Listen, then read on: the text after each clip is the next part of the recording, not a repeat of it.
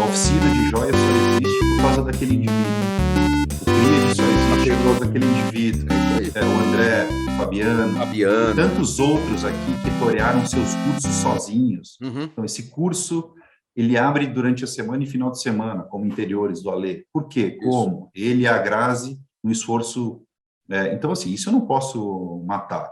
O que eu quero, o que a gente está fazendo é dando ferramentas para que a gente consiga fazer eles melhorarem os processos, os cursos do atendimento. Olá, meu nome é Huck Janelli, sou professor universitário, design de produtos, sócio criativo da Atom Studios, youtuber e podcaster. Ele me conhece um pouco mais de tempo, eu conheci ele aí nos últimos 2 anos e ele recebeu a missão de reposicionar a estratégia, de repensar, de entender como seria o IED, o Instituto Europeu de Design, e o seu posicionamento estratégico para melhorar as entregas para o mercado e com o mercado. Vou falar aqui com o grande Gianfranco teve sua carreira desenvolvida na área comercial, somando 25 anos de experiência.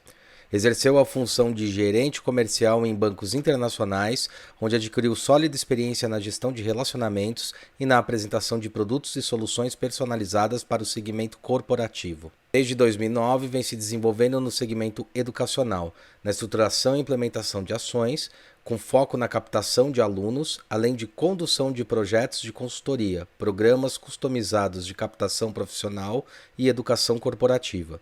Atuou como gestor na Unimonte, sendo responsável pela condução da reestruturação e redefinição de processos nas áreas administrativa e financeira do campus da medicina veterinária. Ainda no segmento, atuou como gerente de captação de pós-graduação na Crouton Educacional, tendo como principal responsabilidade o gerenciamento de equipes de venda, na captação de alunos para pós-graduação em mais de 50 unidades educacionais e 500 polos de EAD. Durante quase 7 anos, respondeu pela área de relacionamento com o mercado na FAAP, sendo responsável pela captação de alunos para graduação, pós-graduação, extensão e educação corporativa. Atualmente é diretor-geral do Instituto Europeu de Design, IED Brasil. Queria te agradecer, cara, por você ter aceitado esse convite aí de mais de um ano.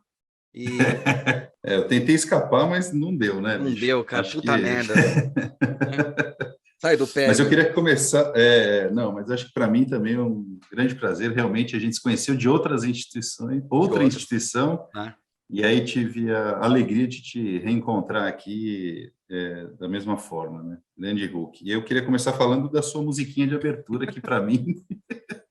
Como eu falei, eu queria criar um Shazam que desse para a gente descobrir assobiando a música, porque ela é demais, muito bem bolada, meio Disney anos 70, uma coisa muito legal, muito legal. Parabéns. E parabéns pelo teu canal, né? Sou teu fã. No meu Spotify, naquelas mais ouvidas, saiu a Atom lá, né? Ah, é? Te mandei uma fotinha lá, cara. Não, só para vocês não acharem que ele é puxa-saco alguma coisa, eu juro pra vocês. Isso é verdade. Ele pega assim e manda de repente uma foto. Ele tá ouvindo lá um podcast que a gente lança, eu lanço vários, alguns eu mando para eles, porque a gente vai discutir muito sobre negócio, posicionamento estratégico, que assim, o principal core da cabeça dele é o que ele tá ali praticando, e pratica desde do início da carreira dele, que é uma carreira extensa aí. Vocês devem ter acabado de ouvir aí o currículo dele, vocês vão ver, né? E aí ele manda umas fotinhos assim, tipo, do carro dele no visor, assim, tô ouvindo esse podcast aqui no carro. Isso acontece bastante. Falo, porra, legal, ótimo, né? Que cara louco, né? Pegando estrada, ouvindo um podcast. Puta, mas você sabe que é a coisa que o pessoal mais faz, cara, pegando estrada, ouvindo podcast, do ônibus. Eu vejo muita gente falando isso, cara. Tô no ônibus, tô cozinhando, tipo, bem assim. E eu acho que o ensino vai caminhar para esse caminho, para esse lugar também, sabe? Eu acho que é mais uma forma de aprender, né? Não só em sala de aula, mas mandar o teu aluno ouvir aquele podcast daquela pessoa sobre aquele episódio, minuto X. Acho que está somando muito isso para a educação, muito mesmo. Esse eu acho que vai ser o grande crossover, né? Quando a gente fala sobre o professor professorando, alguma coisa assim, que ele está ali na frente da sala de aula e de repente ele tem que ser detentor de todo o conhecimento, mudou muito, né? A internet permitiu com que realmente 2 coisas aparecessem que eu percebo. que talvez alunos que não tivessem a chance, agora têm a chance de realmente brilhar, de serem pessoas melhores, porque elas não precisam ficar fazendo trabalhos motores, né? A gente vê muito esse crescimento dessas pessoas, e reinventar a forma de como você realmente educa, né? Não educando da maneira, tipo, primitiva, né? De tipo, eu sei, eu tenho conhecimento, mas assim, poxa, você me trouxe o conhecimento, pô, isso aí que você trouxe é interessante. E daí o professor, ele tem que ter a habilidade, ou o profissional, como costumo dizer, tem que ter a habilidade de falar, cara, essa tua informação é legal, ela é muito parecida com uma coisa que aconteceu aqui, e vamos trabalhar isso de uma maneira mais alinhada. E essas E mídias... dando liberdade para o aluno, né, bicho? Então, a liberdade Acho é que essa é essa. a grande questão, deixando ele participar também, né? Exato. Do seu autoconhecimento. Né? Eu comento com meus alunos muito que eles não são mais meus alunos, né? Eles estão começando, eles já são designers quando eles entram, né? Eu entendo que vai ter o diploma e tal, mas eles têm que já começar a mudar esse mindset e já serem ou designers ou tudo ou aquilo que eles começarem, porque ali eles já estão começando a praticar de fato a profissão, e os trabalhos que vão surgindo, pô, podem gerar portfólio e vai gerar portfólio, né? Super, verdade. E uma coisa que vários alunos, porque aí nesses 3 anos aí do podcast, conversando com alguns alunos e tal, e ficou muito claro, conversando com muitas pessoas, o quanto cai a ficha deles, né? De terminou a faculdade, cara, agora eu tô perdido. Não é que eu tô perdido, que eu não tenho mais aula, agora eu entendi que no universo da faculdade eu podia o tempo todo estar conversando e refrescando a minha cabeça sobre a profissão. Aí eu saio para o mercado, eu não tenho isso o tempo todo. Exato. E aí acontece muito o intake, né? Acontece muito aquela coisa do aluno tentar retornar, aí tem a questão da extensão, a pós, e daí começa a fazer sentido, né? E se é um organismo vivo, nessa noção, o que o IED propõe é justamente isso, né? Como você tem profissional de área que vai sempre indo e voltando, esse aluno que agora se tornou profissional de área, ele fala, puta, onde é que eu posso resgatar informação nova e fresh da área? Pô, eu posso encontrar lá. Então eu vou lá trocar uma ideia com coisa ou ver o que eu posso fazer por lá, né? Você tocou num ponto de questão da faculdade, do aluno, e depois que ele sai, ele se dá conta que ele poderia. Cara, é aquilo que eu falo também um pouco da discussão sobre o diploma, sobre a faculdade, sobre a necessidade de fazer a faculdade. É aqui que você vai ter essa troca. É aqui que você vai testar, aqui que você vai prototipar, aqui que você vai errar, aqui que você vai criar grupo, fazer networking. Então, isso é muito legal e é o que você falou, quer dizer, quanto mais professores de mercado a gente tiver, mais possibilidade o aluno vai ter de errar, de experimentar e de entrar no mercado muito mais capacitado, com muito mais conhecimento e já um pouco, assim, já testado de como é que ele pode funcionar no mundo real, né, cara? Porque aqui eu acho que aquele momento de fora do horário de aula é passar o dia todo e ficar trocando ideia com o professor e tendo acesso a coisas que ele não teria não fazendo uma faculdade ou não fazendo uma pós-graduação ou não retornando para fazer uma extensão, que nem a gente estava falando um pouco antes de começar o podcast. Né? Você trabalhou no mercado da empresa, de empresas, você foi diretor, trabalhou como coisas de empresa, de repente você cai numa instituição educacional, e você trabalha muito focado na educação, tentando trazer coisas de empresa, e agora você está tendo a possibilidade de entrar numa instituição que assume que também tem um lado empresarial, que assume que também está afim de ter esse lado empresarial. Assim, não de falar só com a empresa, mas ter o lado empresarial, tanto que vocês são divididos em 2 grandes grupos. O grupo CRIED, o grupo de educacional, né? E o grupo CRIED, que permeia, inclusive, acordos fantásticos, né? Na hora de você, sei lá, entrar em acordo com uma empresa, como a gente já fez projeto para Fiat, para Fila, para a última aí foi a Havaianas, Bosch, exato. Down, Porque Enel. porque é uma outra possibilidade, né? Quando você olha, eu acho que você junta 2 mundos que são 2 mundos que fazem total sentido. E como é que é administrar isso? Você que veio de um lado totalmente não acadêmico, depois você entrou num lado totalmente acadêmico, agora você tem a possibilidade de mexer com esses 2. Isso é um fato mesmo? E como é que funciona? Como é que está sendo? Super. Vamos ver se eu consigo ligar todos esses pontos, porque essa história é longa nesse sentido. Eu sou vendedor. Metade da minha carreira é mercado financeiro e metade da minha carreira é educação, praticamente. E nos bancos, sendo área comercial, no segmento empresas, fui treinado para vender e me relacionar. Quando eu tive a oportunidade de entrar na educação em 2009, passar por 2 grupos educacionais e uma instituição fundacional e agora o IED, eu venho com esse perfil generalista. Estou em banco, lidando com diversos segmentos, gerenciando diversos segmentos de empresas de diversos portes, em faturamento, por exemplo. Como é que eu posso aproximar isso da educação, fazendo com que meu aluno experimente mais isso? Como é que eu entrego esse valor para o familiar, às vezes, que é o responsável financeiro por esse aluno? Como é que eu entrego ele que vai fazer, no final das contas, ele que faz o aporte financeiro de investimento, né? Ele tem que entender como investimento. Exato. Então, venho de grupos educacionais que tinham 20, 30, 80 graduações em diversas áreas do conhecimento, e aí eu era um generalista. Então, sempre dentro dessas outras 3 instituições que eu trabalhei, eu continuava generalista. Olha, interessante, verdade. Então, o que eu vendia para o candidato, para o familiar, para as escolas com quem a gente se relacionava? Eu vendia diferenciais da instituição e não do curso. Tá. Quais eram os diferenciais da instituição? Relacionado com o mercado, tem convênios com empresas, tem internacionalização, tem a área de estágios. Mas e o curso? Isso era uma coisa que sempre me perseguiu. Eu nunca vendia diferencial do curso. E aí isso me levou a um entendimento incômodo. O aluno que quer a administração de empresas, ele foi influenciado pelo familiar, pelo professor e pelo amigo. Fato. Esses são os 3 principais influenciadores de carreira. Que legal. E aí ele decidiu pela administração. Ele tem perfil PUC, ou Mackenzie, ou FAAP, ou Belas Artes, ou SPM. Ou USP. Porque um amigo dele entrou na GV. Mas, de repente, ele não é GV. Isso Sacou? Ele é Belas Artes. Por conta de uma outra influência da família, ou dele próprio, uma aptidão, uma habilidade que ele já tem. E aí eu sou convidado a assumir essa posição aqui no IED. E a primeira incômodo meu foi esse, quer dizer, vou ter que vender os diferenciais competitivos da instituição, sim, vou continuar reforçando isso, mas agora eu vou ter que vender o curso.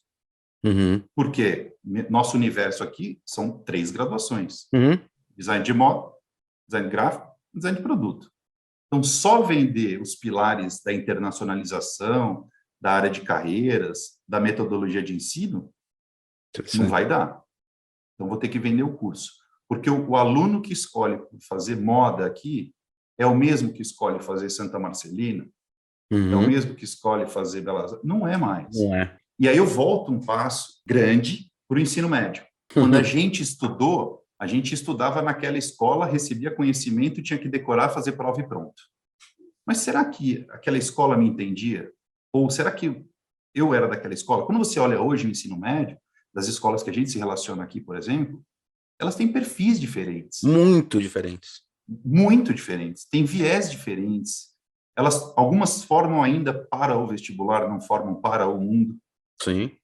Elas formam para passar na prova, porque também a geração de familiares que têm os filhos, eles esperam isso. Eu quero que meu filho passe na FUVEST. Mas em que curso? Não sei, é na FUVEST que ele tem que passar. Mas a FUVEST é a carreira dele? Por que raios um pai, uma mãe, se mata tentando achar um colégio que tem a característica do seu filho? Tipo, minha mãe procurou um colégio que era mais construtivista e eu fui para a equipe. Eu só tive problema em outros colégios.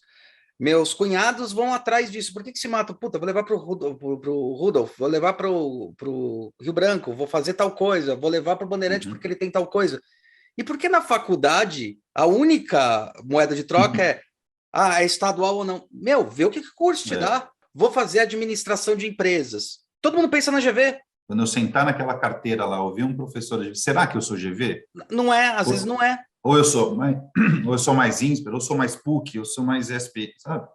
E outra coisa que é legal citar disso, GV, que é forte pra caramba. O nó, quando a gente estava no nó, quando eu estava no nó, foram algumas vezes que a gente foi convidado pela GV para ir nas aulas deles, como convidado, explicar o que era estratégia de negócio para aqueles caras que iam montar negócios. Puta, a gente quer que você venha aqui porque a gente quer o olhar de vocês para estratégia de negócio, porque a gente sabe como gerir, mas a gente não sabe o que é um negócio. É bizarro. Eu sei o que é gerir, mas eu não sei o que é negócio. Tá, vamos explicar quais são os ativos, os passivos, como é que funciona, como é que a gente trabalha com ativos e passivos. Então a gente ia lá ensinar o que era isso para a GV. Fez isso muito. Então olha que louco, né? O design fala, mas o que você pode fazer? Cara, eu vou ensinar o pessoal da GV como é olhar uma empresa. Os caras que são líderes em empresa. Eu fui já para a faculdade... Mas aí a distância é a velha distância entre o mercado e a academia, né? Exatamente. Que a nossa aqui é super encurtada. Não, é super encurtada. Que é o grande lance. É que às vezes esse cara quer que passe na USP, não necessariamente porque ele não teria condições de pagar uma instituição particular.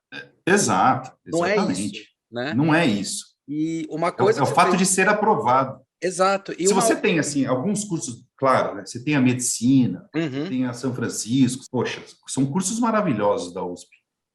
Mas, poxa, fazer cinema lá é legal? Ou é mais legal fazer numa privada, se eu posso pagar? Exato. Porque eu tenho mais equipamento, eu posso levar equipamento embora. Então, tem um pouco disso. Quando a gente entra no IED, aí eu falo do design. Então, foram dois grandes incômodos iniciais.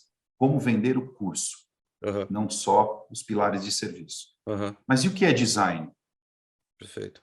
Qual o seu entendimento sobre design? Se você tem dúvida, se o aluno, né, de ensino médio ali, tem dúvida sobre que carreira seguir, quanto que ele quer ganhar, onde trabalhar e tal, o amigo decidiu pelo design.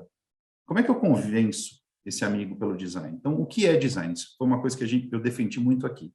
Como que a gente faz para explicar para o mercado o que é design? Não, mas todo mundo sabe o que é design. Eu falei, é verdade. Eu não vou citar o nome dos meus amigos aqui, mas eu mandei uma mensagem para eles dizendo o seguinte: peguei meu celular, mandei um audiocast de 1 minutinho,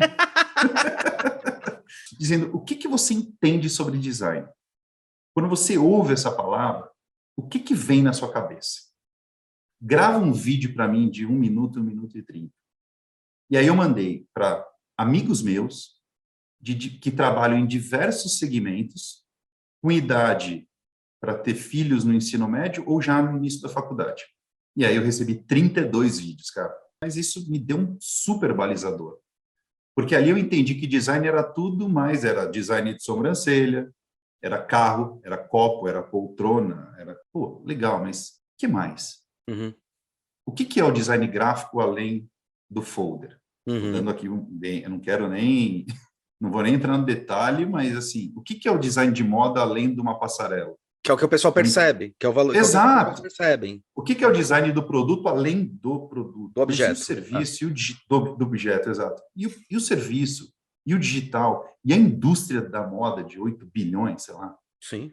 Ou a indústria a cadeia produtiva disso, do entretenimento, de game, de marketing, de animação, de transporte, de interiores. Sim, então, assim, quando a gente fala do design, o designer faz evento para designer. Isso é um problemaço. Só.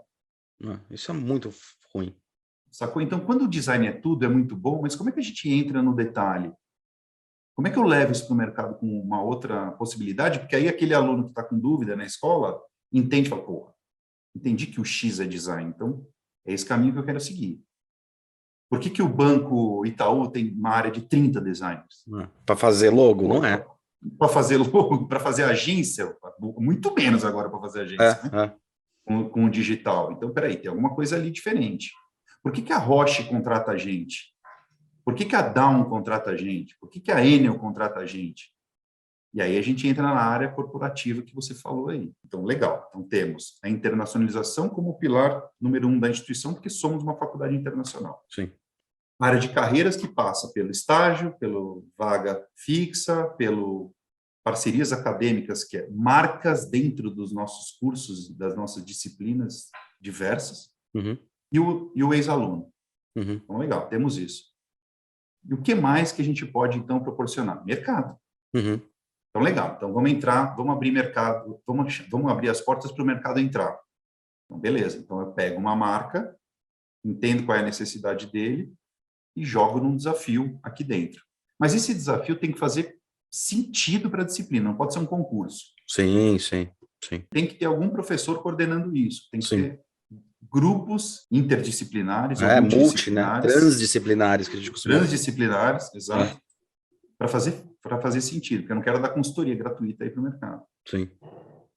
E aí a gente entra na área de consultoria. Então, pô, legal, se a gente tem uma área forte de empresas aqui, que inclusive chegou antes do IED no Brasil, Sim. que é o CRIAD, Uhum. chegou há 20 anos, É verdade, é verdade. IED chegou há 15, é verdade. Né, trabalhando com parceria público-privada. Então, assim, legal, então eu quero que meu aluno experimente ali também, ou saiba que a gente tem essa área, e que as empresas percebam que a gente também é geradora de negócios aqui dentro, não só como faculdade. Eu estou utilizando mão de obra de aluno ali? Não. Não. Mas eu estou fazendo ele participar de projetos ali, nem que seja na arquibancada. Uhum. Aquela minha experiência de gerente comercial, de small business, middle market, em 5 bancos diferentes internacionais, me proporcionou na educação essa visão de negócio. Uhum. Mas não de venda. Aluno não é cliente, matrícula não é venda. Exatamente. Eu respeito isso dentro da educação. Uhum. Mas eu tenho que entender isso aqui como um negócio. Sim. E eu tenho que fazer o meu aluno também participar disso. Uhum. E o mercado entender isso também. O familiar desse aluno também. Entender isso. Legal, essa faculdade vai formar meu filho. Eu sou médico, minha mulher é engenheira, meu filho quer fazer moda.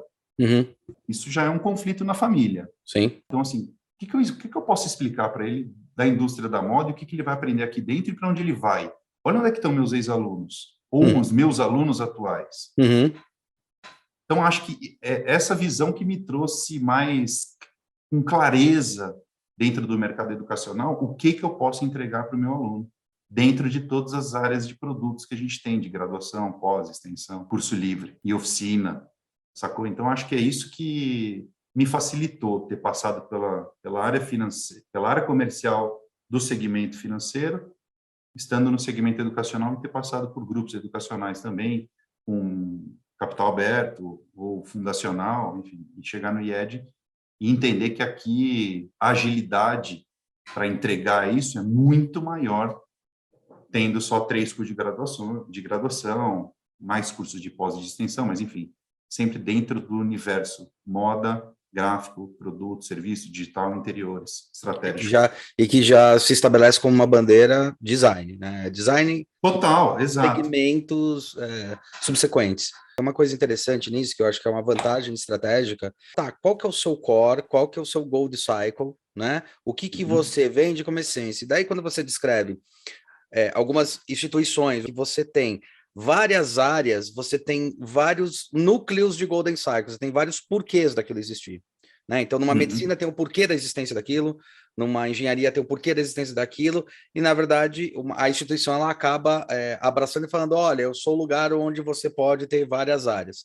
Mas acontece muito o que você falou, por que medicina na USP tem o nome que tem? Não é porque é da USP, mas é porque ele se aliou muito bem com o Hospital das Clínicas, Exato. Faz esse trabalho assim forte pra caramba em trazer o aluno para dentro do hospital, fazer toda essa relação, fazer toda essa coisa. Quais são os serviços que orbitam o curso? Que eu sempre falo aqui. E o legal do IED, nesse caso, você explicar dessa maneira, eu enxergo ele como uma proposta de negócio, um modelo de negócio, que ele tem um porquê muito bem alinhado. Tipo, qual é o seu porquê? Design. Sim. Sim. Quais são Isso as visões? Facilita um pouco. São mais. Eu acho que facilita quando você fala o seu porquê, design, tá? O que é design pro IED? É projeto, é entendimento. Mão na massa. É mão na massa, o que é projetar? É pensar à frente. Quando eu vejo sobre essa perspectiva que você está dando, fica muito mais claro, olhando como uma empresa mesmo, igual eu vejo qualquer empresa aqui. O Itaú é a mesma coisa. O Itaú é uma instituição financeira, assim como o Santander, assim como uma empresa. E elas são muito claras em como elas vão se portar perante o mercado. Fazendo a mesma coisa, teoricamente, mas se portando num porquê do Golden Cycle, né? Eu existo para isso.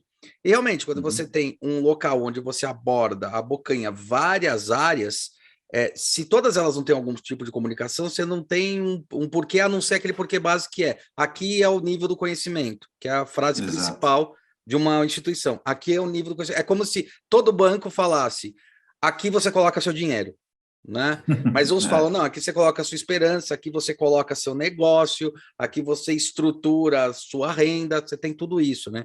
O porquê fica mais claro, né? Exato. E assim, por exemplo, eu tenho um professor dentro do CRIAD, que é a área corporativa, é a área que vende projetos de consultoria e vende educação corporativa, treinamento, e é uma porta de entrada para o mercado corporativo. Vai. E aí eu tenho professor que presta consultoria lá, dá treinamentos corporativos lá, e está na sala de aula da graduação, ou da pós, ou da extensão. E ele é contratado, o departamento, a área é contratada pela Enel, por exemplo, para ressignificar ou por alguma questão de uma necessidade aqui, por exemplo, os postes que a gente tem de energia hoje. Uma necessidade é fazer o aterramento do cabeamento elétrico, por N razões. Então, vamos aterrar e a gente precisa se desfazer do poste. Se desfazer do poste significa dizer, aquela madeira que a gente vê no alto, que é uma madeira de cruzeta tratada quimicamente para durar no tempo há 60, 70 anos, eu não posso nem queimar e nem descartar. Eu não sei que gás vai sair dali. Eu tenho vidro, cerâmica e o próprio cabo. Legal, então eu tenho toneladas desse resíduo. Uma recicladora compra. Onde é que o IED entra? Na consultoria do que fazer com isso. Ah, legal, então contratamos 40 designers e criamos uma linha de produto. Aí você vai dizer assim, pô, legal, né? Então você está formando o seu aluno para criar produto. Também, mas e o modelo de negócios? O que isso gera para a instituição? Um modelo de negócios. Sim. Economia circular. Exato. E ela está levando para outros estados ou países que ela tem planta, como modelo de negócio. Sim. Como é que eu fiz isso girar?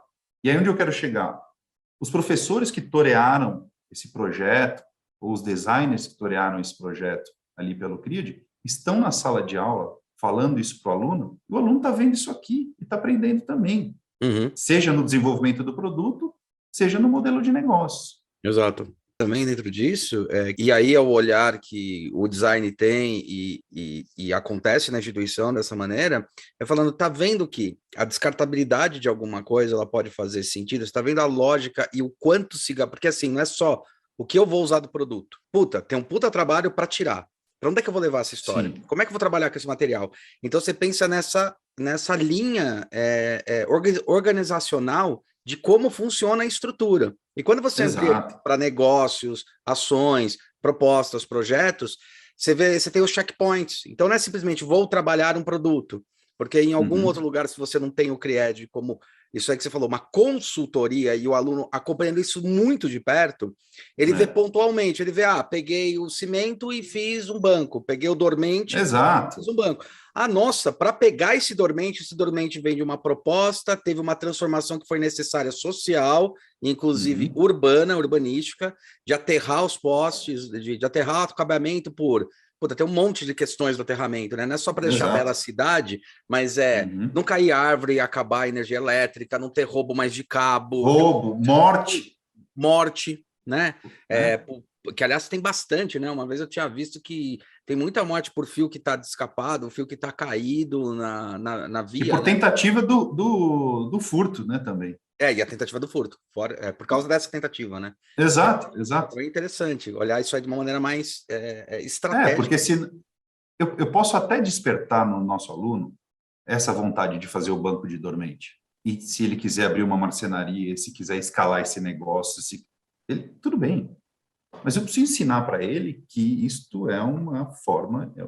Como é que a economia hoje gira? Que visão que ele tem que ver como negócio disso? Dentro desse projeto todo que eu estou envolvendo uma operadora de energia, uma recicladora e uma faculdade.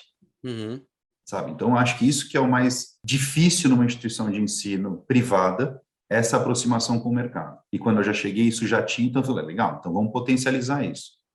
E quando eu te falei daqueles 4 itens ali da área de carreira, estágio e parceria acadêmica, é a mesma coisa. Então, eu trago uma Arezzo, eu aciono a Arezzo, que tem um problema de estocagem da caixa de papelão do sapato das lojas, de todas as marcas dela. Vans, eu participei desse projeto. Schutz. Então, hoje você compra um sapato lá, você não leva mais a caixa embora, você leva uma embalagem com ele dentro. Teve uma coisa interessante nesse projeto, que é legal você ter tocado, não só sobre isso, que foi o seguinte: teve 2 professores líderes, que acho que foi o Felipe, e agora esqueci o nome do outro, que foram líderes de projeto. Esses próprios líderes de projeto, eles pegaram e falaram, bom, que estágios a gente vai estar do projeto, explicaram isso para a turma de alunos que estava ali, para a turma de estagiários que estavam ali, que são os alunos. Sim. Uhum. Explicaram o briefing, entenderam o briefing, teve um momento que eles falaram, vai ter um momento que vocês vão fazer prototipação, que foi o momento pontual que eu entrei. Para fazer os porcótipos, né? O famoso porcótipo. E é interessante porque o que a gente foi falando, cada professor que foi entrando e falando mais sobre a sua área específica de habilidade, continuou com a mesma linguagem estrutural do que estava sendo buscado, do case da Arezzo, né? Olha como para você que tem negócio, isso é importante, para você que vai botar teu filho, como é importante essa visão estratégica. Teve um momento que eles criaram as embalagens, a gente prototipou, tal, subiu, e o pessoal da Arezzo ficou confuso, porque tinham muitas embalagens legais. Eram 6 grupos de embalagens boas. A gente chamou o pessoal da Arezzo de canto, fui eu, Felipe, chamando o pessoal da Arezzo de canto, falando, olha, estrategicamente, vocês têm que ignorar agora nesse momento. Vocês gostaram de qual? Pô, tem vários, a gente não sabe. Falou, estrategicamente vocês viram que tem embalagem que serve para uma campanha mais institucional, que ela é mais cara, que foi uma lá de boia, que foi feita, que foi sensacional pelo pessoal de moda. Tem uma outra que ela é muito mais estratégica, ela é fácil de desmontar, fácil de fazer tal coisa. Tem uma outra que é de tal jeito, fácil de fazer assim. Tem uma outra que é reciclável, tem uma outra que tem um custo baixo, super escalável. Exato. Vocês perceberam que vocês não podem botar isso num simples e imbecil, eu falei claramente isso, num simples e imbecil concurso. Vocês percebem que tem várias embalagens ali que vocês podem usar, por que não usar as que você acha importante? Você não precisa colocar numa escala, você vê por nível de importância. Quantas vezes a Arezzo não vai ter que fazer um promocional? Usa a embalagem mais cara. Quantas vezes a Arezzo não tem a questão da logística? Usa outra embalagem. Todas estão respeitando o briefing. Mas você entende que não existe a grande campeã, mas existe as estratégias certas que cada grupo pensou na hora de fazer a embalagem. Então, você viu que isso a gente falou para eles. Então, você viu que o pensamento de design gerou para vocês não uma possibilidade, mas aberturas de possibilidade em momentos distintos que a própria empresa pode ter nas suas ações. Ações de marketing, ações de propaganda, ações de estocagem. Aí eles falam, pô, é verdade, a gente pode usar várias mesmo. Eu falei, então, derruba essa história de ter um grande campeão. Se vocês quiserem homenagear, falar que esse daí vocês acharam mais inventivo, tudo bem, mas avisa eles que vocês vão usar todas. E pelo que eu entendi, e pelo que a gente acordou ali no final, nesse momento que eu fiquei ali durante umas 3, 4 semanas, um mês, e depois tinha o encerramento, o que eles definiram foi, não, a gente vai usar algumas mesmo, e a gente decidiu que vai usar algumas, não faz mesmo sentido. Então, olha só, eles vieram com a ideia de tentar colocar e falar, a gente tem um problema de estocagem. E vários grupos entenderam esses problemas, desmantelaram e acharam estratégias de negócio e criaram para eles mais produtos do que eles imaginavam ter, e abriram possibilidades maiores. Isso é muito legal, isso é importantíssimo. Muito legal, quer dizer, o design como área de conhecimento, e aí a gente entrou com pesquisa, gestão, projetação, construção, produção, ciclo de vida de produtos, serviços, e assim, e o que você falou, a entrega foi muito alto nível, me assustou, de verdade. A entrega desse projeto de 6 meses, praticamente, né? Foi em 2019. Quem participou? O próprio CEO da Arezzo, Alexandre Birman. Alexandre. Se eu não me engano, tinha um diretor de logística, tinha um diretor de marketing e tinha um diretor de franquia, se eu não me engano. Isso. Você foi educado em dizer, mas foi uma confusão na cabeça deles. Porque todas eram muito boas. Bom, e aí, o objetivo inicial era premiar. Mas foi tão bom que a gente conseguiu vagas de estágio para os alunos e acho que a viagem para a Itália. Assim, sim. Não me lembro exatamente. E a empresa participou do processo, participou dessa construção e alunos de moda, de produto, de serviço, de gráfico digital participaram juntos em grupos diferentes. Então, assim, quando eu cheguei e vi, e aí não é área de consultoria mais, é a própria graduação. Então, de que adianta eu ter um mega blaster Fab Lab aqui se eu não entrego isso para o meu aluno? Sacou? Se eu não entrego o mercado aqui dentro e ele lá fora já experimentando, nem como estagiário ainda. E outra coisa que é importante, o mercado percebendo o quanto é importante, quanto é estratégico você ter um cara desse, fazendo com que a própria profissão do design seja reconhecida e paguem mais por ela. Exato. Sem dúvida. Né? E daí cai naquela história que todo pai pergunta, né? Aí recebe bem? Recebe. Claro que recebe. Meu filho vai ganhar dinheiro com o quê, né? Porra, vai ganhar dinheiro sendo cara estratégico. Exato. Tá vendo? É bem isso. Não, exatamente. E aí, o que que acontece também, né? A empresa está precisando de vaga para estágio, para trainee. Onde ela vai divulgar? Primeiro, pô, aqui, né, bicho? Sabe como é que foi a entrega desses alunos de... Não me lembro que semestres que era. Acho que era quarto semestre. Era 4, Esses alunos estavam. tinha uns de terceiro, eu lembro que tinha uns do Acho design. que segundo, quarto, alguma coisa assim. Pô, É. os caras estão na metade do curso ainda. É. Ele já entrou sabendo que queria fazer design, mas ele estava no segundo, terceiro, quarto semestre ainda. Uhum. Imagina como ele sai daqui 4 anos. Ele experimentou tanto durante 8 semestres. Olha o valor que a gente entrega para ele e olha o valor que a empresa percebe. Uhum. Tá muito merchan. Tá Não, muito merchan, cara, mas assim, como eu te falei, eu sou um especialista generalista. O meu entendimento sobre design, até 2019, é isso que eu ia te perguntar. era... Isso que eu ia te perguntar. O que você entendia como design antes de entender o design? Eu tenho uma mulher designer, né? De interiores. Estou brincando aqui, mas até 2019, a minha visão era do tudo e era o do nada. Uhum. Era o do tudo porque era o design de interiores. Porque era que design legal. Meu sobrinho de 8 anos fala, olha o design desse skate que legal. Uhum. Porque ele está entendendo que a forma do skate é legal. Olha que design legal tem esse carro. Esse era o meu entendimento. Que legal o design dessa xícara. Uhum. Pô, essa poltrona tem um design legal. Esse era o meu entendimento. Uhum. E aí, quando eu entrei, eu falei, por que essa farmacêutica contratou a gente? Não foi para fazer embalagem, cara. Uhum. Não foi para fazer o site. Foi para pensar estrategicamente. Como assim, cara? O design pensa diferente que eu? Pensa. Então, o meu conhecimento de design é até a página 2. Sim. Aliás, eu não vou mais além da página 2. Eu tenho essa visão do generalista do design. Mas eu consigo entender hoje porque a Dow, que é a Dow Chemical, contratou a gente.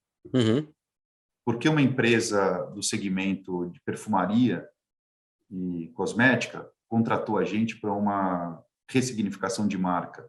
Não foi para pensar só na embalagem, não foi para pensar só no comércio eletrônico ali no site dele, não foi só para pensar na comunicação. Como é que ela aplica o design no negócio?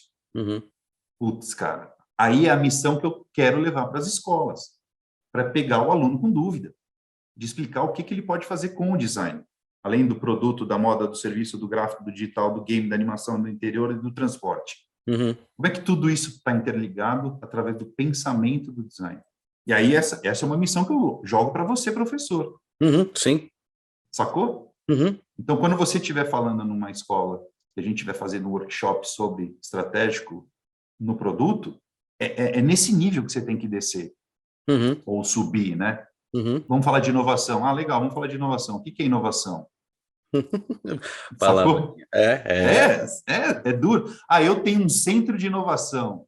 Putz, o que esse cara faz, cara? O entendimento não é claro, Hulk.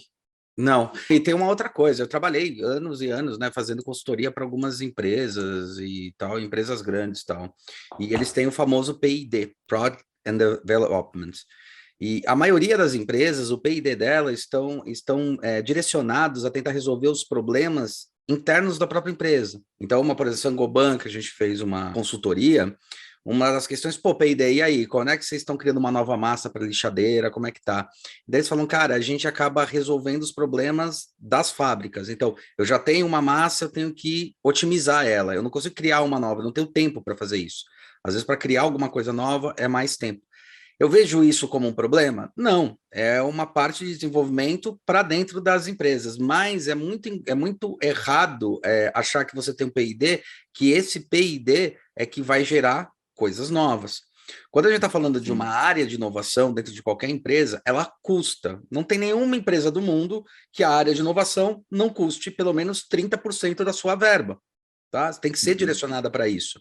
Então, uma Google ou uma Microsoft, que a gente às vezes fala pouco, mas a Microsoft, o Bill Gates, ele já tem uma inteligência disso daí há muito tempo, desde a década de 80. Ele falava assim, ó, beleza, eu quero uma equipe trabalhando de alguma forma para gerenciar isso daqui. Isso aqui eu tô tocando aqui meu feijão com arroz, que é vender o Windows, entender o software, entender toda essa estrutura, mas eu preciso de uma outra equipe desenvolvendo. Tanto que numa dessas que foi criado o Xbox. Né? O Xbox, ele era uma ideia de algumas pessoas que estavam internas dentro da Microsoft, que ele deixa... Só que como é que a Microsoft trabalhava com isso? Que é a Google, a gente conhece mais, que trabalha com isso, mas a Microsoft já trabalhava antes mesmo da Google. Pegava e falava, olha, 30% do seu tempo, você pode fazer o que você quiser. Se quiser dormir, você dorme. Se quiser propor outras ideias, você propõe. Se quiser fazer o que você quiser, você faz. Porque aí é que tá, às vezes o investimento, e é isso que a gente fala muito, e o design consegue trabalhar bem isso, é investimento no humano, é investimento nessa inteligência do humano, nessa inteligência das conexões, e o que isso pode gerar de inovação. E ele entende isso, então o investimento dele não era pagar a mais por um coisa, ele fala, cara, eu quero 30% do seu dia que você invista em alguma coisa que você queira. Até porque os KPIs de algumas empresas são meio absurdos, né? Fala assim, qual é o coeficiente de rendimento que o profissional tem? Aí você vai ver nas empresas, coeficiente 0,5, 0,4, 0,6 quando o cara é muito bom. O que é esse ponto? O coeficiente ideal é 1. Mas se o cara vai no banheiro, ele já diminui esse coeficiente para 0,99. Né? E daí, quando essas empresas perceberam isso, o que elas fazem? Elas fazem, bom, se eu tenho um rendimento, se é 0,4, será que ele consegue continuar rendendo 0,6 e fazer tudo que ele está fazendo e produzindo tudo que ele produz? E de repente, esses 0,3, se eu deixar ele livre e avisar ele, pode fazer o que você quiser, será que não pode gerar mais inovação? Exato. A Microsoft... É uma quebra de paradigma, né? É uma puta quebra. Mas a Microsoft criou isso, os caras vieram falar, por que a gente não cria uma placa de vídeo, uma estrutura de vídeo, né, que eles estavam pensando, na verdade, uma plataforma de game que a gente podia vender ou acoplar junto com o computador, vender um computador pensando nisso. E nesse momento surgiu a ideia, por que a gente não cria um videogame, vem para um outro segmento de atuação? E daí você está aí hoje no Xbox Series X, que eu acho que é a 4ª geração já do Xbox. E abriu um novo nicho de mercado. Lembrando que Microsoft nunca vendeu, até aquele momento, eu não lembro dela ter vendido produto físico. Era sempre software, não hardware. Naquele momento, ela se coloca para colocar hardware. Então, ela abre um novo nicho de mercado, um novo potencial de mercado. Né? Sim. Então, uma coisa que eu acho legal nas empresas, que as empresas têm que entender, e aí eu acho que a aproximação das academias, elas têm que ser feitas. Eu ia entrar, exato. Vai. É o que eu pego esse gancho. O IED pega legal por causa da proposta de modelo de negócio, né? Por ter o CRIED, por entender isso, por um monte de coisa. É assim, por que então não usar as instituições que vêm com criatividade como as geratrizes, as geradoras de inovação? Então, peraí, tá tudo fresco ali, eles podem gerar inovação. E qual é o meu custo? É muito mais baixo, né? É muito porque eu vou investir naquele momento pontual, eu não preciso manter uma equipe. E a empresa me devolve também muita informação Pra caramba. Para eu iniciar novos cursos, né? Cara, e informação privilegiada. Então, porque essas informações importantes. E informação privilegiada que, às vezes, você já participou de várias reuniões de negócio. Eu tenho certeza que você já percebeu que você conseguiu mais informações com esses projetos das empresas. Não tenha dúvida. Do que quando você tentar fazer uma reunião e falar, me abre, quanto você tem de investimento, quanto você está pensando, o que você está imaginando? Aí, num projeto desse, você descobre que, caramba, você sabe o quanto ela lucra, o quanto ela faz, o quanto ela pensa, o payback, tudo. Você fala, caramba, foi... Exatamente. E ela me contou sem ela perceber. Isso aí também é técnica de venda. Sim. Mas, cara, assim, eu vou te dar um exemplo que aconteceu recentemente da inversão. Uma empresa de tecnologia que também é proprietária de um LMS, que é a plataforma de ensino, né? Hoje no online é utilizado para isso. Ela tem diversos segmentos. Uma delas é o LMS. Ela estava com 34 posições dentro de UX, User Experience, que ela não conseguia contratar, não só por grana, mas pela capacidade técnica que ela precisava para trabalhar com elas. Conhecimento técnico. Hard skills. Com base nisso, a gente entendeu o seguinte, cara, então eu não estou te entregando o profissional que você precisa. O que a gente precisa mudar? E aí vamos sentar com a empresa e discutir que conteúdos ela precisa ali para essa necessidade dela, que eu posso colaborar com o nosso corpo docente, que está no mercado também, para a gente criar algum conteúdo específico para atender a sua demanda, para aí sim eu gerar aluno para a tua empresa. Eu trouxe essas experiências também de outras escolas.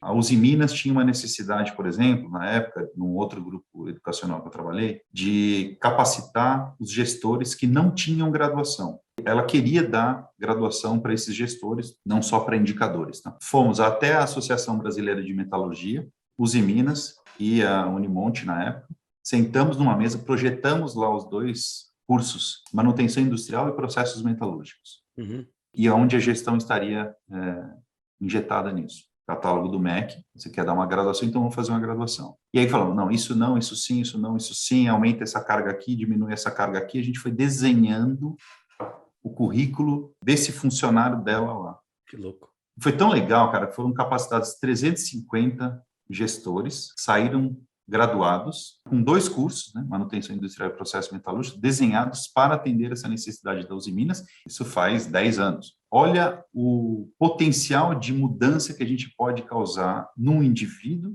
e numa empresa, recebendo essas informações de mercado que a gente precisa e que a gente pode ter acesso. Isso é inovação. E custa, é o que você falou, custou, porque quem pagava isso foi a empresa que pagou. Exato. E, na verdade, aí é que tá, né? Eu sempre bato na tecla quando a gente vai fechar negócio com empresa, porque assim, enquanto você estiver achando que o que eu tô te passando é custo, você não tá pronto para inovar. Você não tá pronto, tá? Muda de cliente.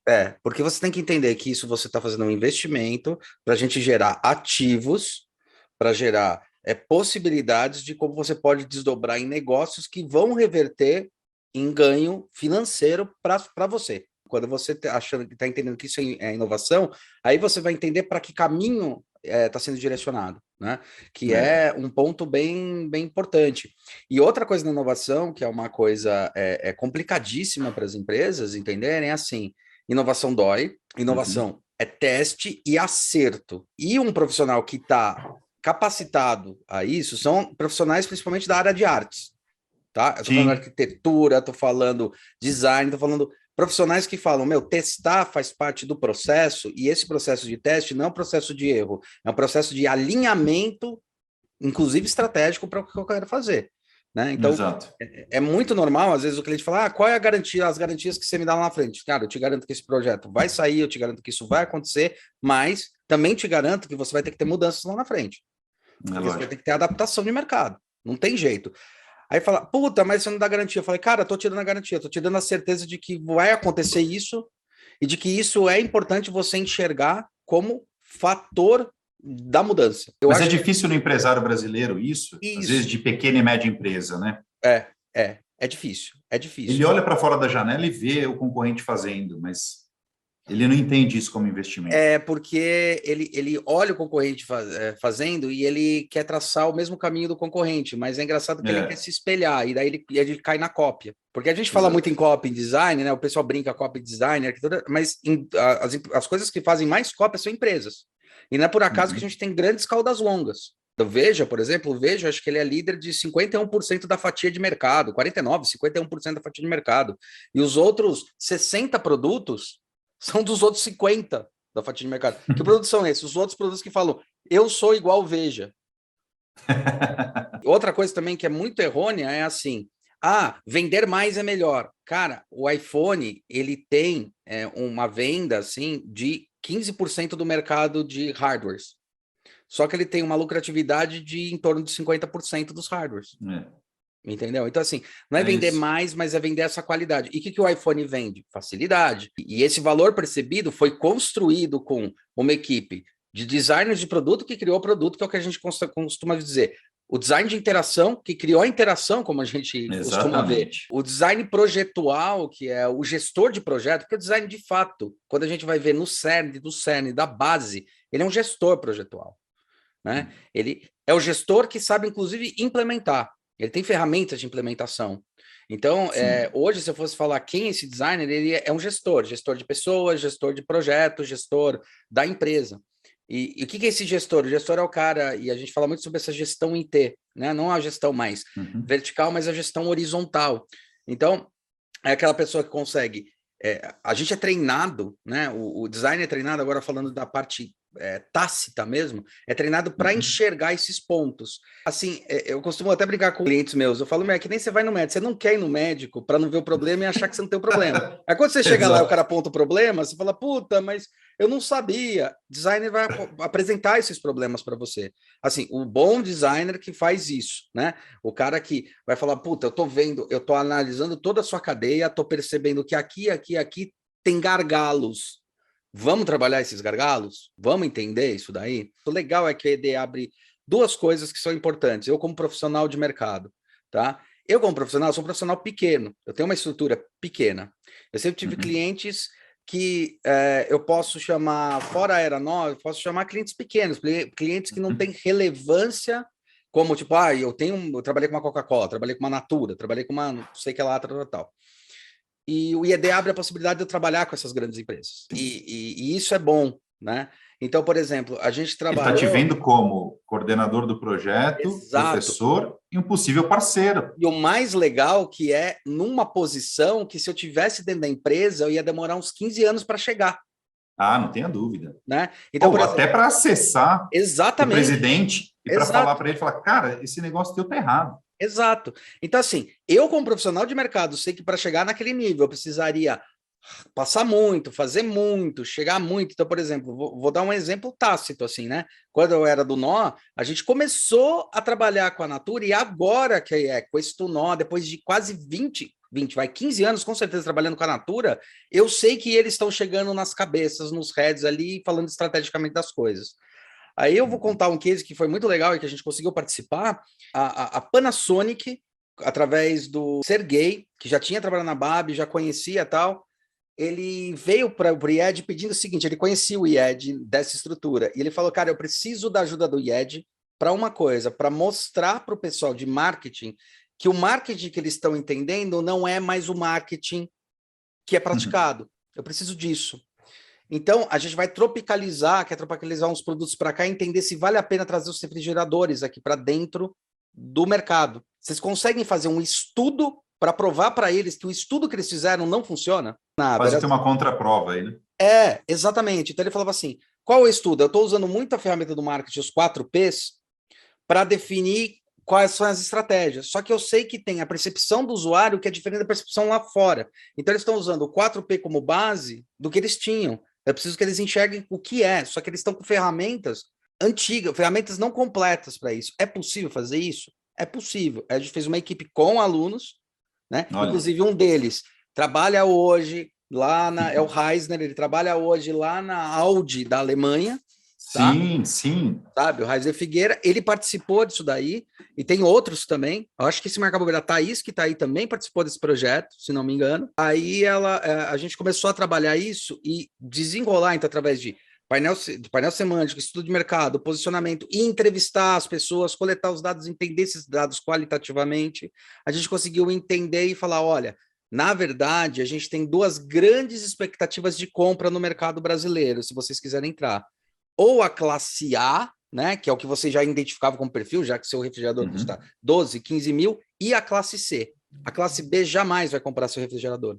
Porque o que acontece? A classe A compra porque é estilo e porque ela tem condições. 15 mil não é tão relevante e ela vai querer montar a cozinha. Mas a gente foi em muita classe C, que é designada como classe C, e percebeu que muitos desses da classe C trabalhavam para a classe A. E esses caras viam a importância de um refrigerador bom para manter o alimento para a família. E daí a gente quebrou falando, bom, isso mostra o seguinte, que a gente não tem que olhar mais as coisas como classe. Então eu estou fazendo um refrigerador para classe A, classe B, classe C. Isso tem que derrubar, isso é ridículo. Que era esse um dos pontos que a gente precisava mostrar. O que você tem que ver é valor percebido. Esses dois públicos são públicos que comprariam e percebem valor na sua marca. O público que é ali da classe, que vocês estão chamando de classe B, mas o público que não está interessado é esse público, porque que vai falar, cara, na boa, o mais importante para mim não é comprar um refrigerador, o mais importante para mim é ir viajar. Ou eu vou financiar sim um carro para comprar, mas um refrigerador qualquer um me resolve, né? E o público da classe C era interessante que a gente viu em uns 4, 5 casos ali de campo, que ele falava assim, eu financio. Então ele entende a geladeira como um financiamento igual financiar um carro. Aí você fala assim, entendeu o valor percebido? E daí eu vou pagar em 24 vezes esse mesmo produto. Exato, não tem problema. Mas assim, quem tinha poder de compra eram esses dois públicos. É que assim, o Sergey pediu para a gente mostrar, porque ele sabia, porque já tinha convivido em outros. Ele não falou, mostre, e a gente achou formas de mostrar. Não, a gente pegou e levantou os dados. Né? Muito bom. Pesquisa, pensamento estratégico, inovação, design de produto. De campo, pesquisa de mercado, coleta de dados, análise do que foi computado, análise SWOT, inclusive uma coisa que eu acho que tem muito pai aí que não sabe, né? Que é muito normal. Nas minhas aulas, eu sei que a maioria de muitas aulas aqui do IED, mas nas minhas aulas em qualquer instituição, eu ensinar para os alunos o Canvas, o Business Model. E ó, tá aqui legal. O Business Model. Quem entender onde pega, qual que é o problema do Shark Tank, a gente tem dois problemas do Shark Tank. Um é que o pessoal, muito lógico, que só vai para o lado esquerdo do Canvas e vai falando, olha, o seu negócio vai gerar assim, assim, aí os caras olham e falam assim, mas não está resolvido o seu produto, qual o valor? Ou o outro lado, que é muito criativo, que fala, puta, teu produto é lindo e maravilhoso, mas agora tem que ajustar o modelo de negócio, como eu posso ganhar dinheiro com essa história? Então a gente ensina o Canvas para falar, cara, quando você vai fazer um projeto para uma empresa, você tem que entender que isso é a empresa. Então, onde e como você vai mexer para gerar ativo aqui de lucratividade para ele. A gente faz isso e é simples mostrar, né? Só que a partir do momento que a pessoa vê, que o aluno vê, ele já percebe, né? Ele não só vê, ele enxerga como é a estrutura de uma empresa e onde aquele trabalho que ele está fazendo pode impactar. Assim como onde ele pode aplicar, né? Onde aplicar. E como ele pode provar para o cara que aquilo lá é um investimento que pode gerar dinheiro, né? Pode gerar recursos. Exato. E aí eu vou te devolver, não é uma pergunta, mas assim, tudo isso, toda essa história que você me contou, então, da Panasonic, por exemplo, como é que eu explico isso para aquele aluno que está com dúvida no que fazer, no que profissão escolher, que curso escolher, que ele está sendo influenciado pelo familiar, pelo professor, pelo amigo, mas ele quer fazer design de produto, ou ele não quer, enfim, quer fazer economia, ele quer fazer medicina, ele quer comprar uma bicicleta, ele não quer fazer faculdade. Como é que eu chego naquele nível inicial, cara, de explicar tudo isso? Aí é que tá, né? Como é que eu explico isso? Falando a primeira coisa que, assim, se você veio procurar uma faculdade de design porque você desenha bem, você está falando só sobre uma habilidade, né? Legal. A habilidade de desenhar. Agora, qual é o nível de transformação que você quer e qual é o seu plano de carreira em relação ao que você almeja? Eu costumo perguntar para os alunos qual o seu tesão, o que te faz ir para frente? Aí fala assim, eu quero muito, tipo, mudar coisas no mundo. Tá, que forma que você acredita mudar o mundo? Porque, é assim, o aluno, ele é um sonhador e ele tá certo de ser. O pai é um pé no chão que já passou pelo processo do sonhar e entendeu as dores que acontecem nesse processo. Então, ou daquela geração de 25 boomers, anos na mesma empresa. Isso. Cargo, salário, emprego fixo, plano de saúde. E aí eu estou dizendo para o meu aluno que ele pode abrir uma empresa, trabalhar numa empresa, ser sócio de uma empresa, ser investidor de uma empresa trabalhando em outra. Exato. Gerar ativos e a própria empresa dele gerar um ativo, ou seja, alguém investir na empresa dele, né? Sim. Então, a gente dá possibilidades de manobra para esse aluno. E não só de manobra na escolha, porque quando a gente fala que é alguma coisa estratégica, né, em qualquer nível de entendimento, e quando o design é entendido como projeto, que é o ato de você projetar... O mais louco é que, o design te proporciona isso. Ele proporciona como esse é o design thinking. Esse é o verdadeiro. Exato. O design thinking, existe a metodologia do Tim Brown, que ele foi inteligentemente, ele usou e chamou lá design thinking, mas existe um design thinking anterior, que surge lá na década de 60, lá no MIT, acho que é MIT ou Harvard, que um professor ele tá fazendo uma dinâmica com designers, com engenheiros e com arquitetos, e daí ele estava conversando com esses alunos e falou, cara, engraçado, essa forma do design pensar ajudou a melhorar o projeto, porque ele não colocou entraves. Então, claro. O que é design, né? O que é isso? O que tem que fazer? Se você quer trabalhar direito numa empresa, ou seu negócio, ou montar, uma coisa que você precisa ter muito clara é da onde você vai sair para onde você vai chegar. A ferramenta design, o design como profissão, faz você enxergar isso. Da onde você sai para onde você vai. Ah, mas eu quero ir para minha área, eu gosto muito de fazer shape. Então, você vai usar essa ferramenta de shape com a inteligência de design para causar mudança.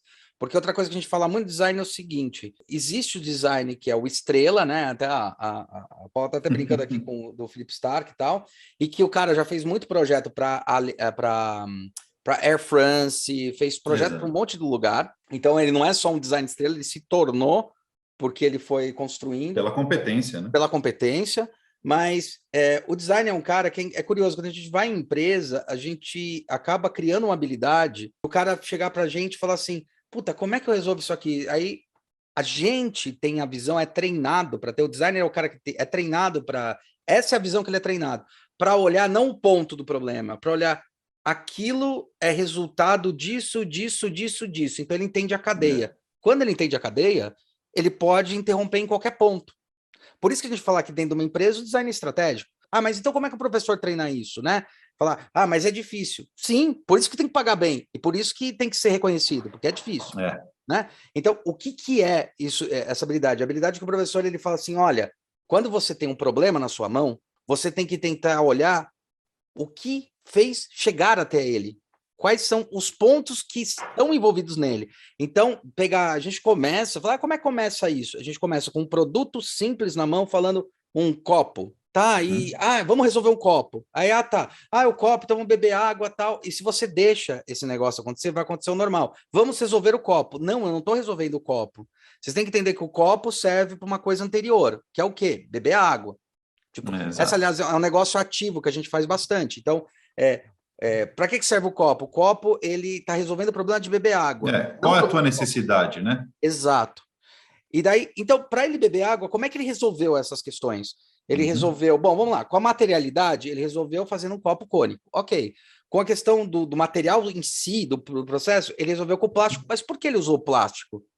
Ele usou plástico porque é mais eficiente, é mais fácil de produzir e tal. Peraí, é mais eficiente, mais fácil de produzir? Então, peraí, se eu conseguir um produto mais eficiente que o plástico ou mais fácil de produzir, se eu substituir isso, eu melhoro? Melhora. São essas microanálises. Até o ponto de, se eu vou criar um copo, então, mas eu percebi que o jeito de beber água é muito confuso, esse copo é muito mole, ou alguma coisa assim. Então, o que você pode mexer nessa cadeia toda que pode tornar ele mais rígido?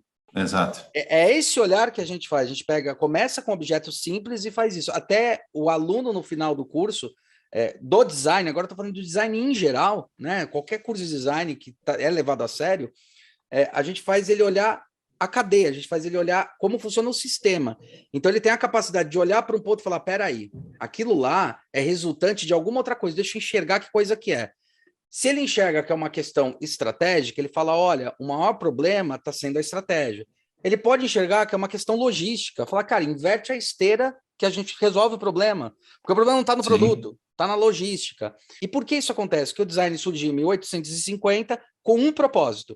Estamos industrializando pra caramba, o mundo está mudando, a gente está na terceira fase de evolução, segunda da evolução industrial, e a gente precisa de alguém que consiga gerir isso que eu tenho.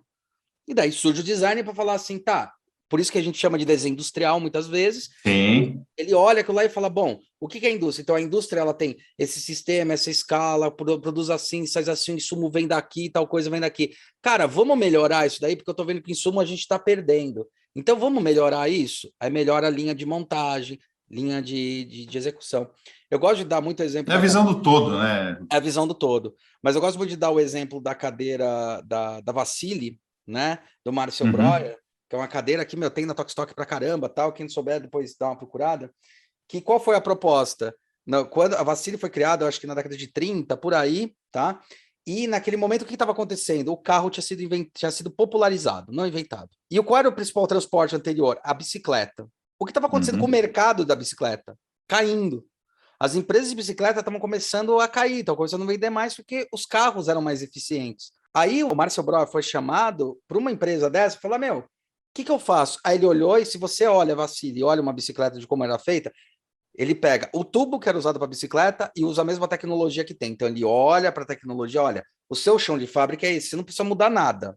Vamos repensar como a gente pode usar isso para gerar novo valor.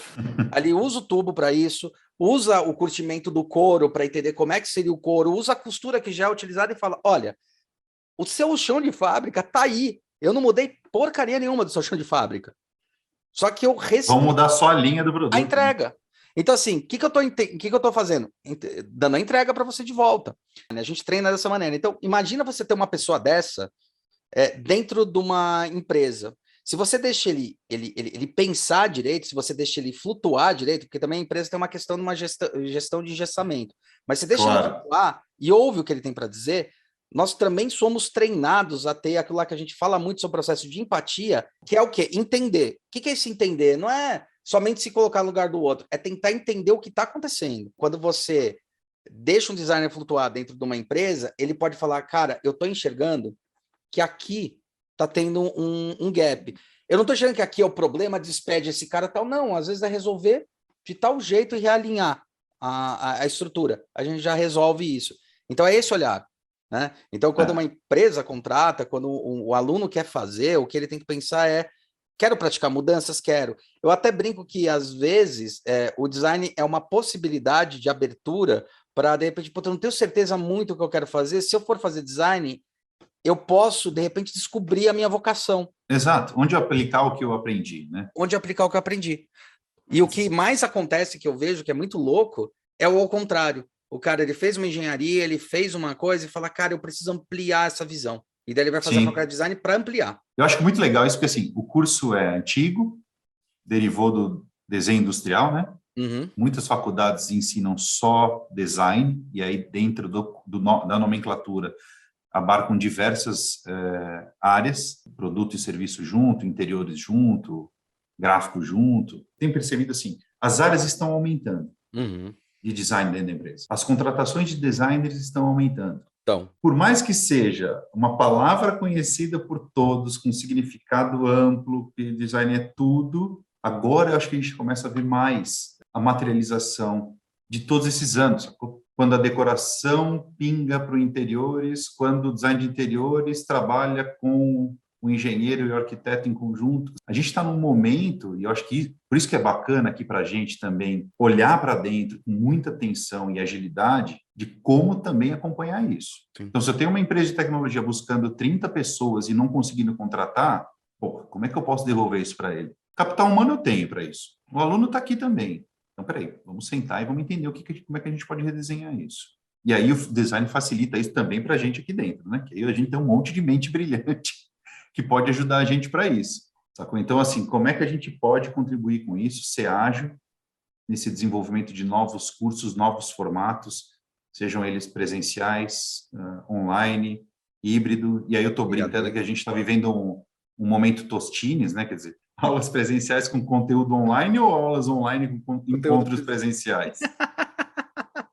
A gente tem o tamanho e a agilidade que a gente precisa, a gente tem o apoio italiano e espanhol para isso, onde estão as nossas sedes, mas aqui também o designer brasileiro faz muito com pouco, então a gente consegue também, às vezes, ser muito mais ágil, até porque no online, o Brasil, a gente é muito mais na frente do que a Europa. Aliás, isso não é que a Europa, é que Estados Unidos, que Inglaterra, tem um grupo que participa disso. Isso é interessante você falar. Tem uma habilidade que é praticada, e eu acho que isso aí cai em todas as profissões, é uma habilidade. A gente sempre critica a questão brasileira, mas tem um negócio do brasileiro que é muito legal, das agilidades que a gente tem, que é de fazer inventividade com pouco. O que é inventividade com pouco? Se você olhar sobre a ótica negativa do meio copo vazio, você fala que a gente tem pouco, a gente se fode e tal. Agora, se você olhar pelo copo mais cheio, você consegue perceber isso. Eu vejo empresas lá fora, alunos falando isso que vem de fora, falando, cara, um dia quebrou aqui na faculdade, uma menina que tá na Inglaterra, uma vez quebrou a máquina aqui, todo mundo parou, a máquina de corte a laser ou a máquina de impressão 3D quebrou, todo mundo parou. Puta, não dá pra fazer nada. Eu falei, como não dá pra fazer nada? Meteu um monte de papel daqui, começou a montar e falou, tá aqui. Ela falou, como é que você fez isso? Mas como é que você faz isso? E as empresas... acabar a energia elétrica no mundo. Começar a olhar, tipo, quanto a gente consegue trabalhar aquilo lá que a gente está querendo enaltecer bastante, que é o low-tech e o slow design. O que é slow design? Slow design é fazer as coisas lentamente, tá, galera? E nem slow food, slow fashion, não é fazer lentamente, é fazer com parcimônia, fazer com relevância. Eu pensar um pouco mais para ofertar um produto, é eu falar, esse produto faz sentido? E se ele fizer sentido... Que material vai compor esse produto? Que material vai compor e como eu vou produzir? Porque tem um problema que ninguém fala em empresa, ou às vezes muita gente não fala, que eu sei... Cadeia produtiva, né? Não só cadeia, mas tem um negócio que é complicadíssimo, e que é onde a Amazon, por exemplo, faz rios de dinheiro, e que a própria Mercado Livre cresceu na pandemia de um jeito astronômico, que chama estoque. Ah, sem dúvida. Verdade. Onde é que eu vou ficar? Estoque e logística, lógico. Mas estou falando assim, de indústria de estoque. O quanto, quem tem empresa aí, sabe que o estoque ocupa um puto espaço. Às vezes, o triplo, quádruplo, 6 vezes mais do que a sua própria industrialização. E por que você gera estoque? Você gera estoque porque talvez você não entendeu qual é a necessidade de mercado. Gera estoque porque às vezes você produziu a mais, porque você tem que bater uma meta de produção que às vezes não tem nada a ver com a meta de produção. Que não está ligada à venda, inclusive. Exatamente. E tem muita empresa de educação que trabalha assim, viu? Exato. Venda de livro, por exemplo. Exato. Produz mais do que vende, mas porque tem meta de produção. Real, né? Falando sobre uma instituição que um amigo meu trabalhou muitos anos, uma instituição financeira, é que eles davam umas metas tão absurdas que você tinha que fechar a cota no final do mês, você podia ser demitido. Vamos pensar sobre o lado do consumidor, que é lá que o designer ele costuma olhar, que a gente fala sobre o processo de empatia, soluções de problema, inteligência. Quantas vezes você já recebeu uma ligação, você ou quem está escutando já recebeu uma ligação e fala, ligação do banco, que dia que é? 25, o cara quer fechar a meta. Vai me vender uma atualização. Se o cliente sabe que você quer fechar a meta, qual é a relevância da meta para ser fechada? Não fecha a conta. Você não vai vender, é óbvio. Se o próprio usuário já sabe que você está querendo cumprir a sua meta, ele já sabe que está querendo te passar a perna de algum jeito, ou está querendo só cumprir a meta, porque assim, a responsabilidade também é do consumidor. Então o consumidor está ficando mais inteligente. O unboxing, o vídeo na internet, essas coisas, são validações. A Netflix... O unboxing é sensacional. Né? E o Netflix com as estrelinhas, elas não são Netflix com as estrelinhas, elas são as percepções dos outros, é a relação. E daí vem a segunda parte, falar por que fazer design? Porque o design sabe olhar para essa pessoa. Ele sabe olhar e não entra em pânico. Ele não fala, é normal, tudo bem. O consumidor tem olhares diferentes, então a gente vai ter que entregar propostas de valores diferentes. Pô, mas isso é difícil. Fala, ou você continua produzindo a mesma coisa, vai dar murro em ponta de faca, meu querido. Exato. Um exemplo de uma empresa que fez isso, Disney. Disney vende fantasia, falou, eu não vou vender Mickey para 7 bilhões de pessoas. Mas tem uma proposta de valor que é da Marvel, que também é fantasia, que tem um público aí que eu vou vender. Tem Star Wars. Isso é estratégia. Mas é que eu e o Jean, a gente bate tanto papo em cima dessas coisas, e a gente enxerga o design como estratégico, que a gente sabe o quanto pode impactar. Né? Exatamente. O mercado precisa disso. Eu acho que a gente tem uma oportunidade aqui, conteúdo que a gente entrega, pelos professores que a gente tem, professores que são puramente acadêmicos, ou professores que dividem seu tempo com o mercado corporativo, ou na sua empresa, ou na sua consultoria. Minha grande missão é levar o entendimento sobre design mais detalhado para aqueles que ainda não sabem que curso escolher, o que fazer, enfim. Quando eu entro no design estratégico, quando eu entro no design organizacional, conseguir materializar isso. Uma das minhas grandes missões. Né? A gente está estruturando aqui também a escola de termos um grupo de pessoas para pensar e aí plugar áreas, comunicação, financeira e tal, daqui de dentro para falar, legal, então agora vocês pensaram tudo isso, agora como é que a gente entrega? É a área de inovação, é a área de produto, é a área de novos conteúdos, porque é dessa forma que a gente vai se diferenciar e conseguir entregar valor para o nosso aluno, para o mercado. A gente falou pouco sobre reaproveitamento de material, reaproveitamento de produto, enfim. E isso nosso aluno está vendo no pátio. Sim. Uma empresa que loca mobiliário para outras empresas, despejou, no melhor dos sentidos aqui, um monte de material. E os alunos vão entregar agora, no final do semestre, novos produtos. Mas não sou uma marcenaria, não é isso. Mas eu estou mostrando para o meu aluno como é que eu desenvolvo um novo modelo de negócios para aquela outra empresa. Que é o pensamento do design, cara. Que é então, às vezes parece design circular. Parece que a gente insiste em falar sempre a mesma coisa, mas eu preciso bater nessa tecla. Sim. Para mostrar para o mercado uma outra face importante e pouco conhecida. Sim. E que muitas empresas já estão, empresas grandes estão percebendo que esse lixo, ele é um ativo de investimento. A gente tem um projeto aqui, Lixo Invisível, participou junto com um parceiro, um professor da casa, a gente criou esse projeto. Ter sido em conjunto. Christian, Anderson, Fabiano, os malucos no bom sentido. Porra, na pandemia a gente gerou tonelada de lixo nos condomínios, cara. E aí, o que fazer com eles? Como é que eu mostro isso para o meu aluno também?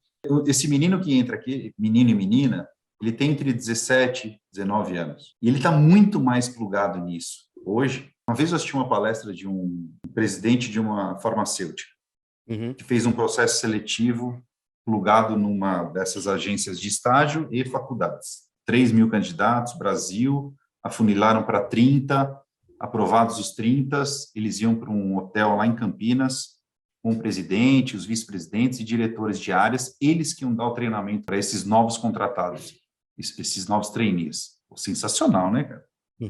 Você ouviu um cara lá, faixa vermelha, 8º Dan, te dando aula nessa semana toda das experiências dele, mercado e tal. E aí, uma menina levanta a mão, fala, desculpa, eu esqueci de perguntar no processo seletivo. O processo seletivo é enorme, né? 6 meses, aquelas coisas. Dinâmica de grupo, prova, teste. Ela levantou a mão e falou, vocês fazem teste com animais? Sim, fazemos. Então, desculpa, eu não concordo com isso, eu deveria ter avisado antes, então eu vou me retirar Sai fora, foi embora. A gente também tem uma missão aqui de entender esse aluno de uma forma diferente, de como é que ele quer ser visto no mercado e que valor que ele quer entregar para o mercado. Na moda, no gráfico, no digital, no produto e serviço, no interiores, enfim, no estratégico, no design imobiliário, no shoes and bags. Shoes and bags. Enfim, todos os nossos cursos aqui, cara. Essa também é uma preocupação nossa, da sustentabilidade, da economia circular. Tem um outro mercado, Jean, que eu vou até pincelar aqui e vou provocar você, que a gente estuda muito esse mercado das comunicações, mas a gente fala muito sobre B2B, business to business, business to client, e está surgindo um termo, está surgindo uma proposta que é o D2A, que é Direct to Avatar. Sim, putz. A gente fala sobre design de produto, mas está existindo um mercado onde é um mercado que está pagando para você desenhar para avatares. O que é desenhar para avatares? Tem um... Agora eu não lembro o nome do milionário que comprou, mas ele comprou um planeta num jogo. Para quem vê de fora, fala, mas isso é loucura. Não é. E você consegue projetar projetos para esse cara. Então, você está entrando no metaverso? No metaverso, exatamente. Ave Maria. Que é o que vem do metaverso. Galera, parece loucura, mas não é. E isso já está sendo prototipado há muito tempo. Começa ali a primeira grande prototipação que a gente olha e fala, com Second Life. Uma marca grande de moda, famosa, italiana, fez um calçado e vendeu por alguns milhões, né, por exemplo. Vende por milhões. Você tem uma outra coisa que chama blockchain, que a gente está estudando pra caramba, que é o quê? A gente tem a luminária aqui, uma luminária que é ganhadora, tal, não sei o que lá, que a gente tem, vai vender, vende ela, ou vai vender ela, na verdade, por blockchain. O que é blockchain? O cara pode imprimir na casa dele, mas ele tem um certificado de que ele imprimiu. Então, isso também muda muito. Você compra o certificado do meme, por exemplo. Isso, né? E daí você fala, mas qual é o valor disso? É o mesmo valor. A questão é, o que isso tem a ver com ecologia? Por que eu estou falando isso? Porque se eu posso vender um produto meu que está no Brasil e ele ser garantido de que ele é real através de blockchain, por exemplo, o cara vai produzir lá. Primeiro, ele fomenta a indústria que vai produzir lá, que é a indústria de aditiva, por exemplo. Segundo, você imagina a quantidade de não transporte que vai ter, porque o navio que vai levar daqui para lá vai poluir. Isso é ecológico. Você já está garantindo, fazendo equilíbrio, né? Exatamente. Então, isso também é relevante, isso também fala sobre descartabilidade, fala sobre reutilização das coisas. Né? O lixo como proposição. E as empresas vão ter que olhar para esse fator. Né? Não é a gente já está falando disso aqui. Já. É meio surreal, dá medo, mas é importante. Cara, é importante você falar quem que está fazendo. A gente não falando de grandes, mas a Ford, por exemplo, tirou as operações do Brasil. Uma das características é porque eles têm uma operação mundial, imaginando o quê? Que eles vão fazer, na verdade, eles estão pretendendo ter carros elétricos até 2040, se não me engano, todos os carros deles serem elétricos. E no Brasil eles não vão conseguir aportar isso. Quer dizer, a gente perde uma empresa porque não soube verificar aonde tem um campo de energia eólica tal, ferrado. O Brasil Verdade. é o maior produtor das turbinas eólicas. Tipo, produz a turbina e não consome a energia não eólica. consome, né? Onde podia consumir, né? Então, assim, isso é pensar. Então, isso também eu acho que é pensar. Então, a sua empresa, quando você faz o reaproveitamento, a reutilização, a inteligência disso daí, você não gasta insumo, não gasta e também está sendo ecológico no processo. Então, a ecologia é muito mais do que um sistema abarcado só do que está descartado, mas é como eu não descarto. Sim. O ideal é assim, não quero descartar mais. Esse é o ponto máximo. E se descartar, como ele retorna como adubo, como, sabe, ou como um novo produto, né? Então, é nesse processo. Eu mandei hoje um vídeo explicando, é um beabá do metaverso, para um grupo de família. Eu falei assim, papais e mamães, titios e titias, teus filhos e sobrinhos vão perguntar para você o que é isso. Eles já estão ouvindo isso para a escola. Então, assim, aproveitem. Tem lá gente de usina, tem empresa de prestação de serviço, tem legal, cara. Imobiliária. Eu falei, cara, olhem para isso que a tua molecada vai olhar. E já vai te perguntar sobre isso, cara. E já faz. O loot box nada mais é do que isso. Você está comprando relevância dentro do mercado. Ah, mas não faz sentido. Galera, faz. Faz sentido. Talvez você possa ter um produto para o seu avatar, realizar o seu desejo, e não vai precisar ter um físico. É um universo diferente, é um novo mercado. Cara, aquele meme da menininha olhando para frente com a fotografia, a casa pegando fogo atrás. Essa menina cresceu, né? Sim. Não sei quantos anos ela vendeu por 2,5 milhões de dólares. Sim. O certificado. Adidas acabou de comprar um personagem por 50 milhões de dólares, que é um personagem, agora eu não lembro, ele acabou de comprar, que era um bonequinho, né? Que tipo, que tem valor percebido. Ficou famosíssimo aquele site do Pixel, que o cara vendia por $1 cada pixel, e várias empresas investiram. Tem coisas que estão à frente, tem coisas que são ideais. O que é o ideal? É onde eu quero chegar. Um filósofo estudioso falando um negócio que foi interessante. Qual que é o problema do hoje? Na década de 50, a gente projetava um mundo com tecnologia e um mundo melhor. E a gente chegou nele. Sim. Só que agora o pessoal está projetando tanto esse mundo caótico que você gera caminhos para chegar no caótico. Não é que ele fala assim, tem que tomar cuidado, não é que eu previ o caótico, é que eu sugeri o caótico. Então, na hora de tomar uma decisão entre um lado menos caótico e um lado mais caótico, não, eu vou para o lado mais caótico porque vai acontecer isso. Então, você vai gerando o futuro. Então, ele fala muito sobre isso. Eu acho interessante esse olhar. Então, qual é esse olhar que a gente tem que ter? E qual a nossa missão enquanto educador para provocar isso nos nossos alunos?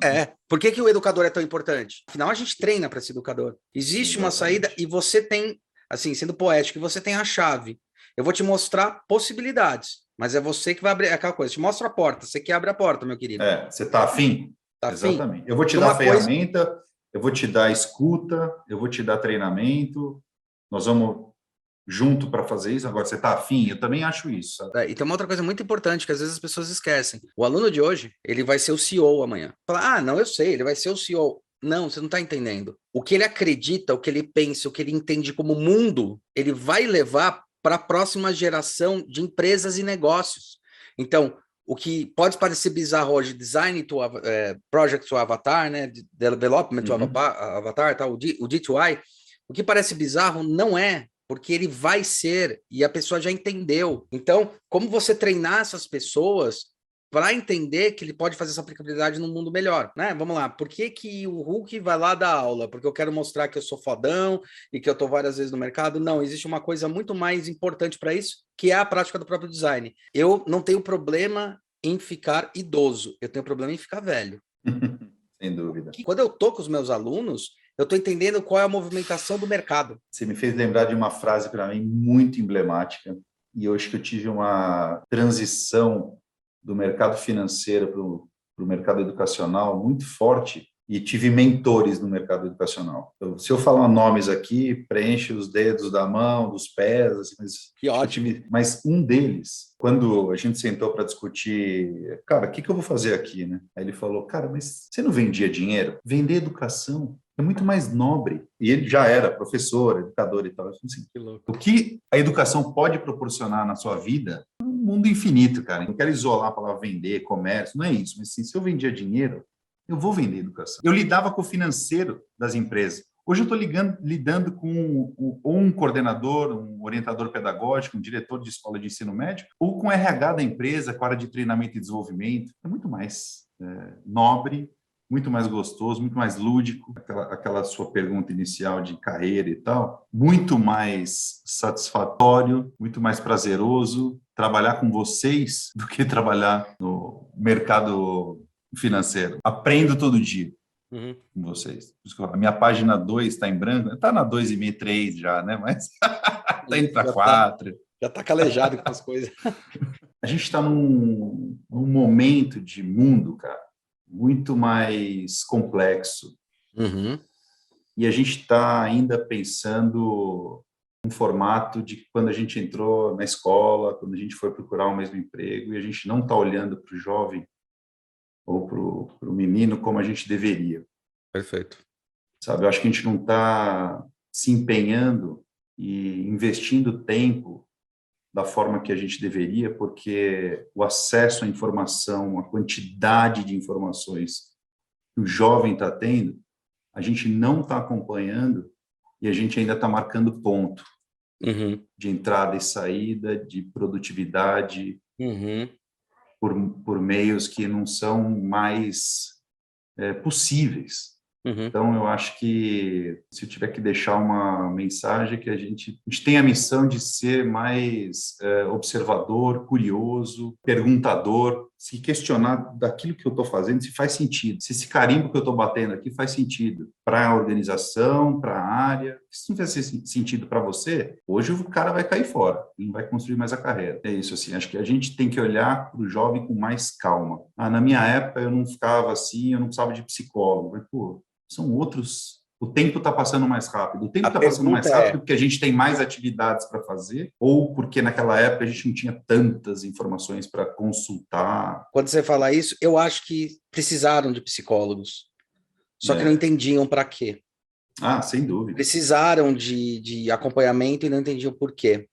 Eu vejo isso muito na característica da educação e essa mudança, quando a gente está falando de sala de aula invertida e um monte de coisa do construtivismo, que grandes pessoas que eu percebia que eram inteligentes e não se adaptavam à forma de educação, que era uma forma mais catedrática, porque não tinha um pensamento catedrático cartesiano, mas eram inteligentes, foram banidas para o esquecimento. E agora, com essa abertura, você está dando mais possibilidades.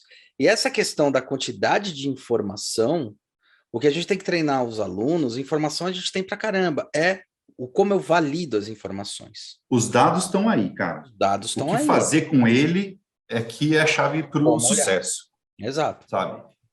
E eu acho que, ao mesmo tempo, assim, não pare de se capacitar.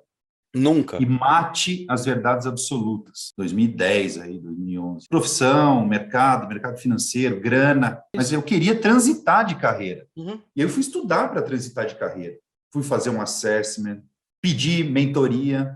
Falou, Huck, quero você da área de produto. Cara, quero você pode ser meu mentor, cara, meia hora por semana, por mês, trocar uma ideia. Fui buscar isso para chegar onde eu estou hoje. Então, acho que quando eu falei da educação, dos mentores, e aí quando você me fala da mensagem final, é isso, cara. Não se questione pelo que você está fazendo, veja se faça sentido para você e não tenha medo de recomeçar ou transitar de carreira. E aqui é muito louco isso, aquele curso de 10 meses aqui, que é o Anir, que a gente chama, é para isso. Então, eu tenho dentista fazendo design imobiliário. Mas por quê? Porque o cara quer transitar de carreira. Então, ele vai estudar. Então, eu tenho que me dedicar a ele. E aí isso eu vivi na pele, cara. E uma fonte inspiradora como mensagem final, que eu trabalhei diretamente, Dr. Osiris Silva. Dr. Osiris. Fundador da Embraer, perdão. Trabalhei diretamente com ele. E aí ouvi muito isso dele. Quer dizer, você quer empreender?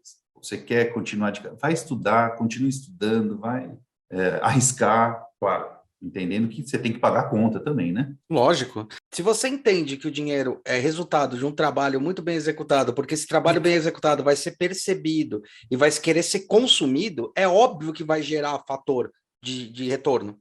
Claro. Você vai conseguir pagar a conta fazendo uma coisa que você gosta. Eu comento com os alunos, você pode não fazer faculdade e chegar nos níveis de carreira Pode, só que para você entender... mas você vai se ferrar, né? Você vai... em 1 milhão, né, cara? Qual que é o grande segredo da história da humanidade? Conseguir perpetuar isso daí, é você entender o que foi feito e evoluir. Quando você faz a jornada sozinho, cara, para você chegar no nível que em 3 anos você consegue na faculdade, com um monte de gente falando, esse caminho é legal, esse caminho tal, presta atenção aqui, você vai demorar 25 anos para chegar no meu nível. É isso, cara. É isso na graduação, na graduação, num curso de 12 horas também. Exatamente. Aí é que está o ponto. A faculdade é um treinamento, ela já é um aprimoramento do que você quer ser com pessoas que trilharam aquilo lá e falam, olha, esses caminhos são interessantes. Isso daqui, quando der um problema, não fica desesperado, é assim que se resolve. Exato. Conhecimento e informação valem dinheiro. Os nossos ativos cresceram bastante nesses últimos 3 anos. O nosso ano fiscal, esse ano, foi o melhor ano fiscal que a gente teve na empresa em 4 anos. Porque a gente estabeleceu estratégias de que o canal do YouTube, que parece uma coisa besta, que às vezes seu filho vê ou tal, ou alguma coisa assim, ele gera negócios, porque agora o industrial vai lá, olha e fala, entendi o que o designer faz. Puta, eu tô precisando realmente melhorar uma cadeia minha. Alô, vocês trabalham, puta, achei muito legal. Como que a gente pode conversar? Então, isso também é outra coisa que as instituições têm que entender. Tem que estar mais nesse mercado, porque o público, esse público novo, o nosso novo público, o público que é o público que está enxergando isso. É o público que está vendo isso. E voltando para aquela história terraplanista, né? Tipo, a gente não pode dar espaço para picareta, não pode dar espaço para as pessoas falarem, isso. Não. A instituição universidade, ela é muito importante. A faculdade é fundamental, tá? Eu acho ela muito importante, muito fundamental, desde que ela esteja próxima ao mercado. Se ela não está, ela não faz sentido. Mas quando ela está, ela faz total sentido. Quando ela está, ela encurta muito o caminho, evita machucado, sabe? Então, concordo, assim, 1000%. Cara, e como é que eu faço para entrar em contato com o IED, falar com você, trocar uma ideia, conversar? Se eu sou um pai, se eu sou um cara interessado em saber, o que eu posso fazer? Como é que eu falo para falar com você? Muito legal. Fisicamente, a gente está em São Paulo e no Rio. Em São Paulo, a gente está aqui em Higienópolis, na rua Maranhão. E no Rio, a gente está no Antônio Carlos ali, vai inaugurar dia 27 de janeiro de 2022, no prédio do consulado italiano, chamado Casa de Itália, ali no centro, em frente ao aeroporto Santos Dumont. É um relançamento do IED Rio. E você pode me encontrar por e-mail, que é cringe, ou no Instagram. Aqui embaixo, na descrição. E sou um cara super acessível. Perfeito. Bom, muito obrigado, Hulk. Valeu, queridão. Achei muito legal. Acho que tem muito assunto aqui que a gente consegue desdobrar em outros, que a gente consegue aprofundar em outros. A gente passou em algumas palavras sem citar, mas falando sobre profissões do futuro, ou o que vai ser o futuro das profissões, e mercado, segmento, educação, presencial, híbrido, online, que percentual que é esse, que divisão que é essa, formação do estudante, saúde mental. Acho que foi muito legal. Então, foi muito legal. Fizemos um catado de um monte de coisa. Fizemos. E tem um negócio legal que eu tenho que falar sobre o olhar externo, que a gente sabe que agora vocês contrataram uma especialista em educação. Exatamente. Isso é muito importante, porque em nenhum momento, exatamente, e em nenhum momento a gente está falando que um lado é melhor que o outro. Tem que conseguir juntar a academia com o profissional. Então, vocês estão pegando, você que é um especialista profissional de mercado e que sabe como gerir negócio, entender como negócio, entender como um ativo, como é que se torna esse ativo realmente relevante para as pessoas e junto com as pessoas, entendendo que esse seu principal ativo são pessoas que vão gerar dinheiro e tal. E ao mesmo tempo falando, mas eu preciso de uma estrutura acadêmica, porque não quer dizer que o mercado está longe da academia, isso a gente precisa aproximar, que aliás é a maior crítica que eu tenho. Quando você afasta o mercado da academia. A academia me ensinou, nesses 13 anos que eu dedico e vou continuar dedicando, que é engraçado, a gente tinha tanto preconceito, assim, meio enrustido, mas a academia é onde a gente consolida as informações. Então, tudo aquilo que a gente testa no mercado, algum lugar tem que estar registrado, falar, se passou, se fez isso, aconteceu, e a academia, ela testa, ela valida, ela implementa isso, falando, olha, tem um paper, tem um documento real de que isso acontece. Esses dois universos têm que se comunicar. Eu acho que juntar equipes boas, eu conheço pessoa que é a Paula Belfort, eu conheço bem, você pega uma pessoa que é muito acadêmica, mas não é acadêmica catedrática, é uma acadêmica que fala, eu entendo como transformar isso em academia e como transformar a academia nisso. Acho que um dos grandes diferenciais nossos aqui dentro do corporativo do IED é eu ter gestores acadêmicos e gestores de mercado, profissionais da academia e profissionais de mercado, num único time. Sim. E aí juntar esses dois times que lá atrás era meio água e vinho, óleo e água. Exato. É demais, né? Porque você tem as explicações do livro e você tem a prática. Como é que a gente mescla isso? Como é que a gente faz a gestão de... Acho que essa é a nossa grande sacada, bicho. Vocês descobriram aquilo lá que já estava escrito há muito tempo. O que está no livro foi testado alguma vez e depois foi dito no livro. Então, por que a gente não aproxima isso de novo? Boa. Fazer com que os profissionais que estão aqui treinando, testando, o acadêmico fale, opa, isso pode virar um livro, pode virar um paper, e é hiper inovador, porque a gente está sendo ponta de lança. Não vai precisar 50 anos para alguém escrever sobre isso, né? Fechou com chave de ouro. É isso aí. Valeu, meu querido. Obrigadão. Grande Hulk. Obrigado a você, a gente vai se vendo aí, beleza? Maravilha, meu cara. Valeu, obrigado por tudo e parabéns, cara. Valeu.